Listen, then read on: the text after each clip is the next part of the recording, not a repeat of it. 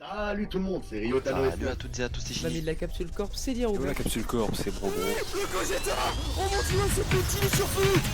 Give 'em grand hands, say what's up America. Half of you should know me, right? Other half are replicas. Allez, c'est parti. Salut tout le monde, c'est Diruga, content de vous retrouver aujourd'hui pour une nouvelle vidéo sur la chaîne.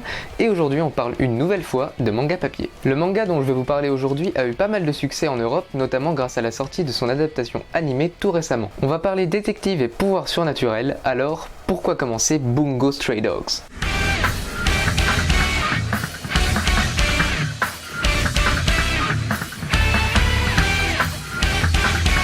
Bien, tout d'abord, à quoi avons-nous affaire? Bungo Stray Dogs est un seinen manga scénarisé par Kafka Asagiri et dessiné par Harukawa 35.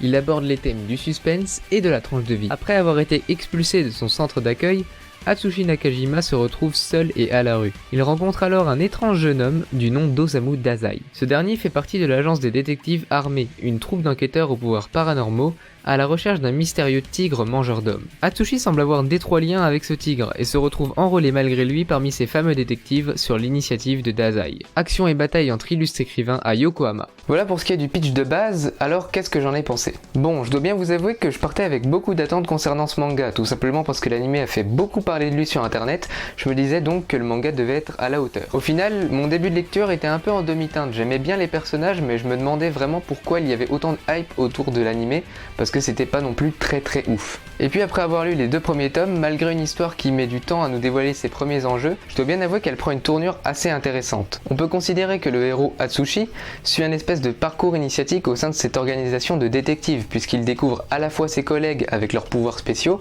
mais aussi les nouveaux ennemis. Le parti pris des mangaka est très intéressant puisque quasiment tous les personnages, ou presque, sont des représentations d'auteurs japonais connus de romans. Bon après, je sais pas s'ils avaient tous vraiment la même personnalité, mais bon, j'ai trouvé ça pas mal. Concernant les personnages d'ailleurs, je les trouve bien traités. Chaque inspecteur a une personnalité qui lui est propre, certains sont loufoques, d'autres plus sérieux, même si on ne les voit pas tous à l'œuvre dans ces deux premiers tomes. Côté antagoniste, on en a vu que 2 ou 3 pour l'instant, mais celui qui semble représenter le méchant principal de l'histoire est vachement badass, j'aime beaucoup son pouvoir et son chara-design. Bim, transition parfaite, qu'en est-il des dessins? Eh bien j'ai un peu le cul entre deux chaises concernant cette partie-là. Placer cul entre deux chaises dans une vidéo manga, c'est fait.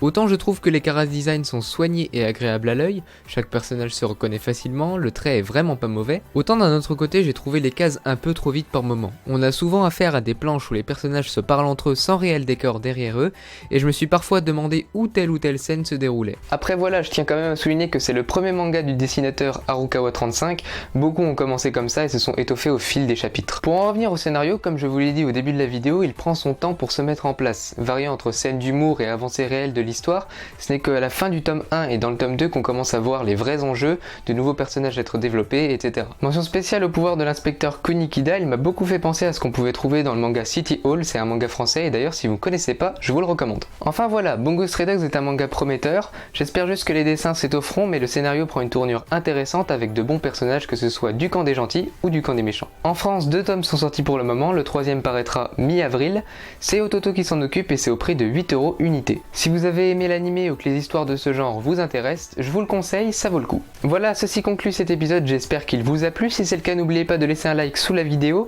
de commenter pour me dire si vous aussi vous avez aimé Bungo Stray Dogs, si vous l'avez lu ou si vous comptez vous y mettre. N'hésitez pas également à la partager à vos amis ou sur les réseaux sociaux, ça m'aiderait vraiment beaucoup. Et bien sûr, abonnez-vous à la chaîne si ce n'est pas déjà fait pour ne rien manquer de nos futures vidéos. Voilà, quant à moi je retourne me plonger dans un bon manga comme on les aime, toujours fidèle à moi-même, ciao tout le monde, c'était Diruga et Enjoy Power. Ciao.